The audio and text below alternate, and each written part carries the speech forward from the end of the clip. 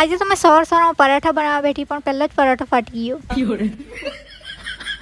So hello, good morning guys. આજે તો સવારનો વરસાદ ચાલુ છે. મને તો કંટાળો આવતો હતો સાચું જ. થોડાક દિવસ વરસાદ બંધ રહીને પાછું ચાલુ થઈ જાય તો મજા નહીં આવે ગાઈસ.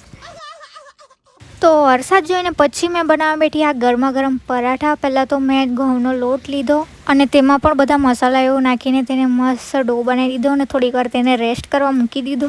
પછી બનાવવાનો હતો બટાકાનો મસાલો. તો તેમાં મેં નાખ્યું પહેલાં ધાણા જીરું, પછી હળદર, પછી મસાલો અને લાસ્ટમાં નાખ્યું હતું મરચું અને એ બી પેલું શું કહેવાય, હા, આદુ લસણ અને મરચાંની પેસ્ટ અને પછી લાસ્ટમાં લીંબુ અને પેલું આમચૂર પાવડર.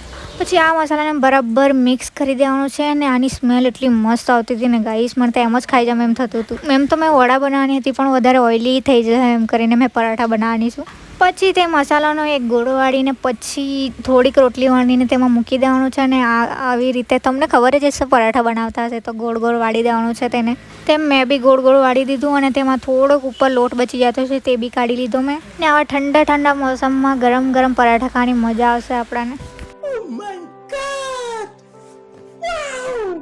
તો લોહીને છે ને વધારે પ્રેસ નથી કરવાનું ગાઈસ. મેં પહેલાં જ વધારે દબાઈ નાખેલું ને એટલે મારો પરાઠો પહેલો જ ફાટી ગયો હતો. તો તેના ઉપર મસ્ત લોટ વોટ નાખીને પછી મેં એને ધીમે ધીમે વણવા લાગી. મેં કેટલા ટાઈમથી વિચારતી હતી પરાઠા બનાવું. પછી આજે મને વિચાર આવ્યો કે આજે તો બનાવવું જ છે એટલે મેં બનાવવા બેસી જ ગઈ.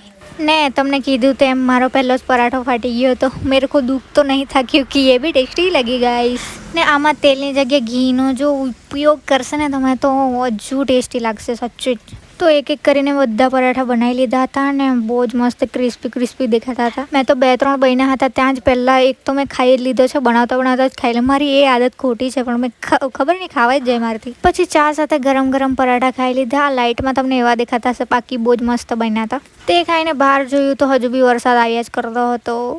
તો મને તો બરાબર ઠંડી લાગવા લાગી. મેં તો ગોદડામાં ભરાઈ ગઈ. ગોદડા મતલબ મારા બ્લેન્કેટમાં ભરાઈ ગઈ અને મસ્ત બાર્બીવાળી મૂવી જોયા કરતી હતી. એટલી મસ્ત મૂવી હતી ને મને તો બહુ જ ગમતી હતી. એટલે જ મેં આજે 2 મૂવી જોઈ કાઢી છે આની. આ 2 બેસ્ટ ફ્રેન્ડની સ્ટોરી હતી. હા, જેમાં એ લોકો મહેલ શોધવા જાય. એટલી મસ્ત મૂવી છે ને એટલું બ્યુટીફુલ વસ્તુ બતાવ્યું છે ને એટલે મને બહુ જ ગમતી હતી. ને લાસ્ટમાં એ લોકો કેસલ શોધી કાઢે છે. ડાયમંડવાળું કેસલ થયો એ લોકોને પ્રિન્સેસ બનાવી દે છે. ને લાસ્ટમાં એ લોકોની જે ડ્રેસ ચેન્જ થાય છે એટલી બ્યુટીફુલ. મને એવી ઈચ્છા થતી હતી કે મેં અંદર જઈને ઘૂસી જાઉં એમ. મેં વોઇસ તમને સંભળાવતે પણ મારા વિડીયોમાં કોપીરાઇટ આવી જશે એટલે મેં નહીં સંભળાવવાની. તો આ મૂવી જોતાં ક્યારે મારો ટાઈમ થઈ ગયો દાળ બનાવવાનો તે જ નહીં ખબર પડી. તો પછી મેં બનાવી નાખી મસ્ત ગરમ દાળ. અને દાળ બની એટલે દાળ ભાત બી ખાઈ જ લીધું. ગરમ ખાવાની મજા આવે અત્યારે તો. દાળ ભાત ખાઈને અડધો કલાક પછી વેફર દેખાઈ ગઈ તો વેફર બી ખાઈ લીધી. અને પછી મેં આવી હતી બહાર. હજુ બી વરસાદ ચાલુ જ છે ને આજે તો આખો દિવસ વરસાદ રહેશે જેવું લાગતું છે મને. તો મેં આવીને મસ્ત ગોદડામાં પાછી ભરાઈ ગઈ અને બીજી મૂવી જોવાનું સ્ટાર્ટ કર્યું. મૂવીમાં એડ આવી એટલે ફટાફટ મેં નાશપાતી અને સફરજન લઈ આવી મારા માટે ખાવા માટે. પછી તેને મસ્ત કટ કરીને મેં મૂવી જોતાં ખાવા લાગી. ને આ મૂવી છે ને પેલી બાર પ્રિન્સેસ હોય તે કશે નાચવા જાય તે વાળી છે.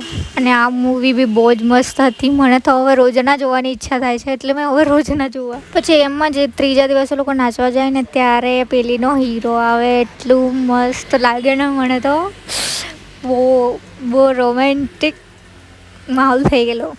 પછી તે મૂવી જોઈને પછી મારી દીદી લઈ આવી હતી આજે આરીમ. ને આજે તમે આરીમનું શાક ખાવા તો મને તો બહુ જ મજા આવી જશે. ને સાંજે મારી દીદીએ મસ્ત ટામેટામાં બનાવી હતી આરીમ ને મેં મસ્ત રોટલા સાથે ખાઈ લીધી. પછી ફ્રીજમાં પડી હતી એક ચોકોબાર તો હવે વેસ્ટ થોડી જ્યાદા મેં ખાઈ લીધી. તો હવે મળીએ કાલે. બાય.